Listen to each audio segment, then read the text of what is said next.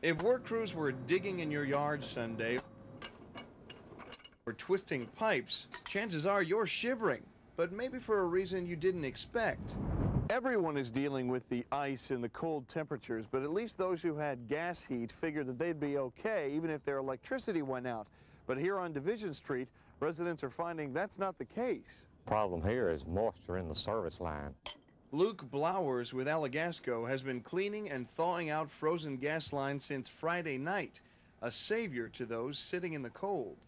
They're glad to see you. Pow, pow, pow, pow, pow. That's the sound Alonzo Scott heard when his gas line froze at 5 Sunday morning. Now all he hears are the wonderful sounds of the problem being fixed. It's the first time having something like this, you know. O.C. Coleman lives in the same building. The frozen pipes deprived her of her morning ritual. And hey, I almost froze, you know what I mean? Hey, it was cold, you know.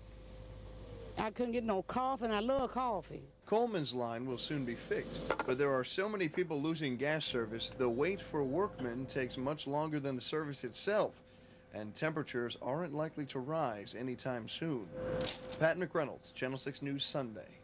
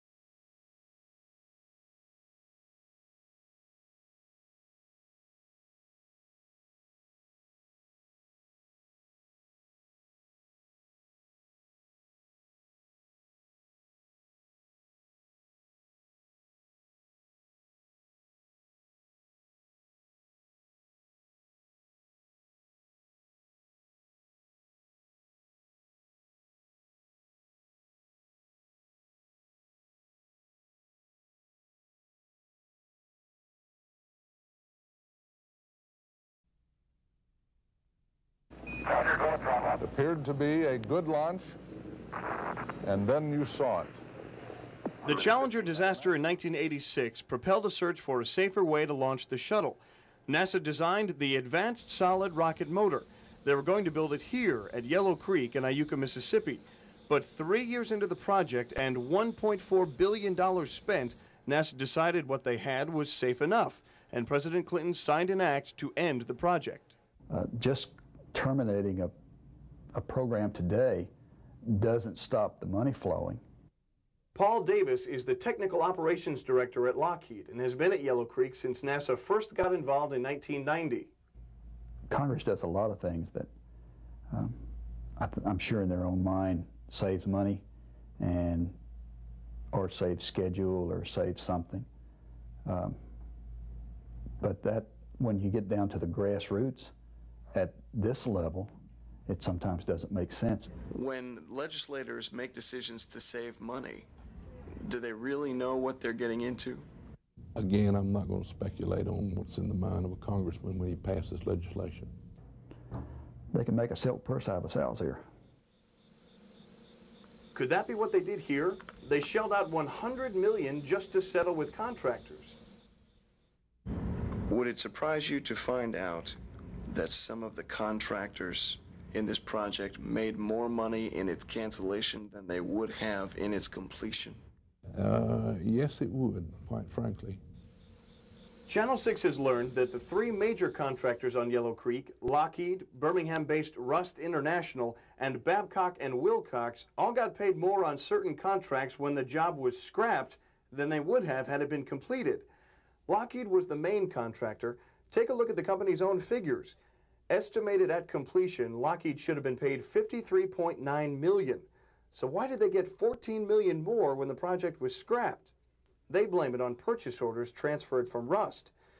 So let's look at Rust's involvement in Yellow Creek. They built the massive structures. Their original contract was $476.5 million, but they made $483.4 million and they didn't even finish. Rust officials declined our repeated requests for interviews. Another major contractor, Babcock & Wilcox, was to make some of the rocket parts. To do that, they had to renovate their facility in Indiana. When the project was scrapped, the government paid Babcock & Wilcox to go back in and put their plant back together, just like it was before. That cost taxpayers $54.1 million. Their original bid was $51 million. How does anyone justify the waste in Yellow Creek? Iuka Mayor David Nichols can't. We have little confidence in the federal government today. If you think the story's over, it's not.